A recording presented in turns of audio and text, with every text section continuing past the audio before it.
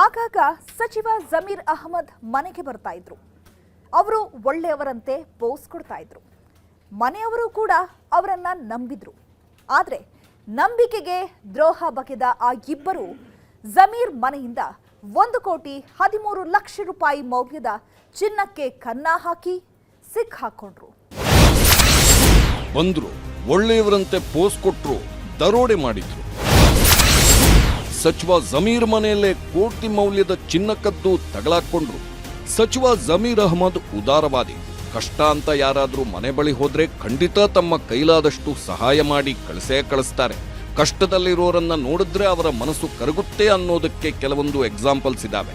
ಇಂಥ ಜಮೀರ್ ಅಹಮದ್ ಮನೆಯಲ್ಲೇ 1 ಕೋಟಿಗೂ ಹೆಚ್ಚು ಮೌಲ್ಯದ ಚಿನ್ನಾಭರಣ ಕದ್ದಿದ್ದಾರೆ ಖದೀಮರು. ಅದು ಕೂಡ ನಂಬಿಕೆ ದ್ರೋಹ ಮಾಡಿ ಚಿನ್ನಾಭರಣ ಅಬೇಜ್ ಮಾಡಿದ್ದಾರೆ ಈ ಇಬ್ಬರು ನಂಬಿಕೆ ದ್ರೋಹಿಗಳು. ಈ ನಂಬಿಕೆ ದ್ರೋಹಿಗಳ ಹೆಸರು ಸೈಯದ್ ಅಮೀನ್ ಮತ್ತು ಅಮೀರ್ ಅಹಮದ್. ಸಚಿವ ಜಮೀರ್ ಅಹಮದ್ ಅವರ ತಾಯಿಯ ಹತ್ತಿರದ ಸಂಬಂಧಿ. ಈ ನಂಟಿನಿಂದಾಗಿ ಸಚಿವರ ಮನೆಗೆ ಈತನಿಗೆ ಮುಕ್ತ ಪ್ರವೇಶವಿತ್ತು.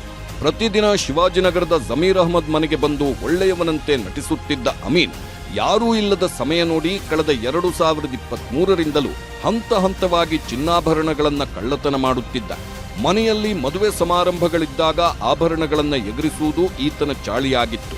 ಇದೇ ಚಾಳಿ ಇಟ್ಕೊಂಡಿದ್ದ ಈತ ಈಗ ತನ್ನ ಸ್ನೇಹಿತನ ಜೊತೆಗೂಡಿ ಜಮೀರ್ ಅಹಮದ್ ಮನೆಯಲ್ಲಿ ಬರೋಬ್ಬರಿ 1,13,00,000 ರೂಪಾಯಿ ಮೌಲ್ಯದ ಚಿನ್ನವನ್ನ ಅಬೇಜ್ ಮಾಡಿದ್ದಾರೆ. ಟ್ರಾವೆಲ್ಸ್ ಬಿಸ್ನೆಸ್ನಲ್ಲಿ ಲಾಸ್, ದರೋಡೆ ಮಾಡಲು ಪ್ಲಾನ್. ಆರೋಪಿ ಸೈಯದ್ ಅಮೀನ್ ಟ್ರಾವೆಲ್ಸ್ ಬಿಸ್ನೆಸ್ ನಡೆಸುತ್ತಿದ್ದ. ಆದ್ರೆ ಕೋವಿಡ್ ಟೈಮಲ್ಲಿ ವ್ಯವಹಾರ ಕೈಕೊಟ್ಟಿತ್ತು. ಸಾಲದ ಸುಳಿಗೆ ಸಿಲುಕಿದ್ದ ಅಮೀನ್ಗೆ ಎಲ್ಲೂ ಸಾಲ ಸಿಕ್ಕಿರಲಿಲ್ಲ. ಈ ಆರ್ಥಿಕ ಸಂಕಷ್ಟದಿಂದ ಪಾರಾಗಲು ಆತ ಆರಿಸಿಕೊಂಡಿದ್ದು ಕಳ್ಳತನದ ಹಾದಿಯನ್ನು. ಇದಕ್ಕೆ ತನ್ನ ಸ್ನೇಹಿತ ಅಮೀರ್ ಅಹಮದ್ ಸಹಾಯ ಪಡೆದು ಸಚಿವ ಜಮೀರ್ ಮನೆಯಲ್ಲಿ ಸುಮಾರು 1,13,00,000 ರೂಪಾಯಿ ಮೌಲ್ಯದ ಚಿನ್ನಾಭರಣಗಳನ್ನ ಕಳುವು ಮಾಡಿದ್ದ. ಆಭರಣಗಳನ್ನ ಅಡವಿಟ್ಟು ಹಣ ಸಹ ಪಡೆದುಕೊಂಡಿದ್ರು. ಅಷ್ಟೇ ಅಲ್ಲದೆ ಆ ಹಣವನ್ನ ರಿಯಲ್ ಎಸ್ಟೇಟ್ ವ್ಯವಹಾರದಲ್ಲಿ ಹೂಡಿಕೆ ಮಾಡಿ ದೊಡ್ಡ ಲಾಭ ಗಳಿಸುವ ಕನಸು ಕಂಡಿದ್ದರು. ಶಿವಾಜಿನಗರ ಪೊಲೀಸ್ ಸ್ಟೇಷನ್ ವ್ಯಾಪ್ತಿಯಲ್ಲಿ ಡಿಸಿಪಿ ಈಸ್ಟ್ ಡಿವಿಷನ್ ಅಲ್ಲಿ 1.13 crores ಇದು ಕೂಡ ಹೌಸ್ ಥೆಫ್ಟ್. ಇದರಲ್ಲಿ ಇಬ್ಬರು ಆರೋಪಿಯವರು ಸಿಕ್ಕಿದ್ದಾರೆ.